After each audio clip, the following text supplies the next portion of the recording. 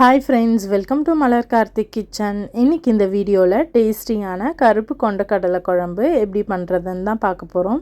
இது ஒரு Kerala style dish. இது கேரளா ரெஸ்டாரண்ட்டில் புட்டு கடலைக்கறி ரொம்ப ஃபேமஸ், நல்லாயிருக்கும். ஸோ அதை தான் நான் என்னோடய ஸ்டைலில் நான் இந்த குழம்பு பண்ண போகிறேன். வாங்க வீடியோக்குள்ளே போகலாம். ஃபஸ்ட்டு நம்ம கொண்டக்கடலையை ஊற வச்சுக்கலாம். ஒரு 8 மணி நேரம் ரூம் டெம்பரேச்சர் தண்ணியில் ஊற வச்சுக்கோங்க. நீங்கள் கொஞ்சம் சீக்கிரமாக உங்களுக்கு கொண்டக்கடலை ஊறணும் அப்படின்னா கொஞ்சம் வெது வெதுப்பான தண்ணியில் நீங்கள் கொண்டக்கடலையை ஊற வச்சிங்கன்னா சீக்கிரமாக ஊறிடும்.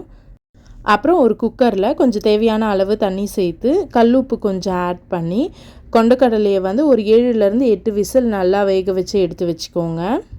விசில் அடங்கினதுக்கப்புறம் குக்கரை ஓப்பன் பண்ணால் கொண்டக்கடலை நல்லா வெந்திருக்கும்.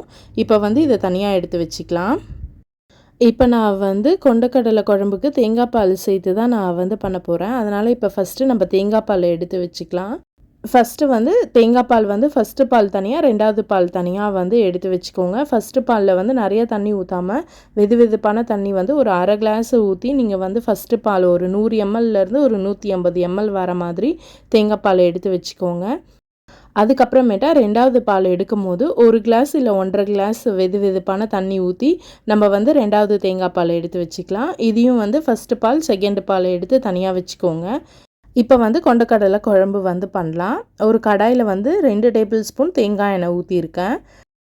இப்போ எண்ணெய் காஞ்சதும் கடுகு சேர்த்துக்கலாம். கடுகு வெடித்ததும் ஜீரகம், கருவேப்பிலை, பச்சை மிளகா இது எல்லாத்தையும் லைட்டாக போட்டு வதக்கிட்டு அதுக்கப்புறம் கட் பண்ணி வச்சுருக்க வெங்காயத்தையும் சேர்த்து வதக்கிக்கலாம். இந்த குழம்புக்கு தேங்காய் எண்ணெய் சேர்க்கும் போது இதோட ஃப்ளேவரு டேஸ்ட்டு ரொம்பவே நல்லாயிருக்கும். நீங்களும் தேங்காய் எண்ணெய் சேர்த்து செஞ்சு பாருங்கள். நான் சமைக்கிறதுக்காகவே தனியாக செக்கில் ஆட்டின தேங்காய் எண்ணெய் வாங்கி வச்சுருக்கேன். அதை தான் யூஸ் பண்ணுறேன். ஸோ அந்த மாதிரி யூஸ் பண்ணும்போது இன்னும் டேஸ்ட் நல்லாயிருக்கும்.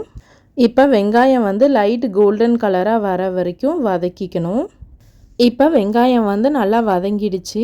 இப்போ நம்ம பூண்டு இஞ்சி திருவி வச்சுருக்கோம்ல, அதை ஆட் பண்ணிக்கலாம். நீங்கள் இஞ்சி பூண்டு பேஸ்ட்டு ஆட் பண்ணுற மாதிரினா 1 டேபிள் ஸ்பூன் இஞ்சி பூண்டு பேஸ்ட்டு ஆட் பண்ணிக்கோங்க. நம்ம ஃப்ரெஷ்ஷாக அரைச்சி போடும்போது அதோடய ஃப்ளேவர் நல்லாயிருக்கும். ஸோ அதனால் நான் இஞ்சி பூண்டு திருவி ஆட் பண்ணியிருக்கேன். இந்த இஞ்சி பூண்டு பேஸ்ட் பச்சை வாசனை போகிற வரைக்கும் வதக்கிக்கோங்க. இப்போ இந்த இஞ்சி பூண்டு பேஸ்ட்டில் பச்சை வாசனைலாம் போயிடுச்சு. இப்போ இந்த குழம்புக்கு தேவையான மசாலா பவுடர் நம்ம ஆட் பண்ணிக்கலாம். 1/4 டீஸ்பூன் மஞ்சத்தூள், 1 டேபிள் ஸ்பூன் மிளகாத்தூள், 2 டேபிள் ஸ்பூன் மல்லித்தூள், 1 டீஸ்பூன் கரம் மசாலா, அரை டீஸ்பூன் மிளகுத்தூள் இது எல்லாத்தையும் சேர்த்து நல்லா மிக்ஸ் பண்ணிக்கோங்க. இப்போ நல்லா மிக்ஸ் பண்ணியாச்சு. இப்போ நம்ம இது கூட கட் பண்ணி வச்சுருக்க தக்காளியை சேர்த்துக்கலாம். தக்காளி நல்லா மிக்ஸ் பண்ணி நல்லா வேக வச்சுக்கோங்க. இப்போ பாருங்கள், தக்காளி வெங்காயம்லாம் நல்லா வெந்து பேஸ்ட் மாதிரி வந்திருக்கு. இந்த ஸ்டேஜில் நம்ம வேக வச்சு எடுத்து வச்சுருக்க கொண்டக்கடலையை நம்ம சேர்த்து நல்லா கிளறி விட்டுக்கணும். இப்போ இந்த கொண்டக்கடலையை சேர்த்து நல்லா மிக்ஸ் பண்ணதுக்கப்புறம் இந்த குழம்புக்கு தேவையான தண்ணி ஆட் பண்ணிக்கணும். நான் தண்ணி ஆட் பண்ணல. அதுக்கு பதிலாக தேங்காய் பாலை எடுத்து வச்சுருக்கோம்ல, அந்த ரெண்டாவது பாலை நான் ஆட் பண்ணிக்கிறேன். இப்போ நான் ரெண்டாவது தேங்காய் பால் ஆட் பண்ணியிருக்கேன். இந்த தேங்காய் பால் ஆட் பண்ணதுக்கப்புறம் நல்லா மிக்ஸ் பண்ணி விட்டுக்கோங்க. இப்போ இந்த குழம்புக்கு தேவையான உப்பு ஆட் பண்ணிக்கலாம். நம்ம ஆல்ரெடி கொண்டக்கடலை வேக வைக்கும் போது உப்பு ஆட் பண்ணியிருப்போம். ஸோ அதனால் டேஸ்ட் பண்ணி பார்த்துட்டு எவ்வளோ உப்பு தேவைப்படுதோ உங்கள் தேவைக்கு ஏற்ற மாதிரி உப்பு ஆட் பண்ணிக்கோங்க. ஒரு கொதி வந்ததும் அடுப்பை லோ ஃப்ளேமில் வச்சுட்டு ஒரு 3 to 4 மினிட்ஸ் வேக வச்சுக்கோங்க.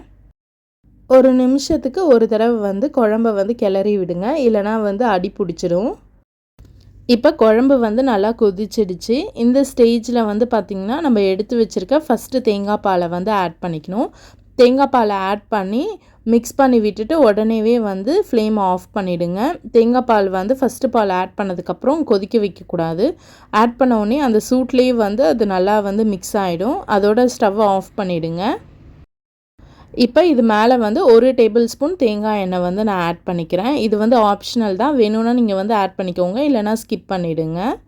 இப்போ லாஸ்ட்டாக ஒரு கைப்பொடி கொத்தமல்லியை நல்லா பொடியாக கட் பண்ணி வச்சுருக்கேன். அதை தூவி விட்டுட்டு நம்ம இறக்கி வச்சுக்கலாம்.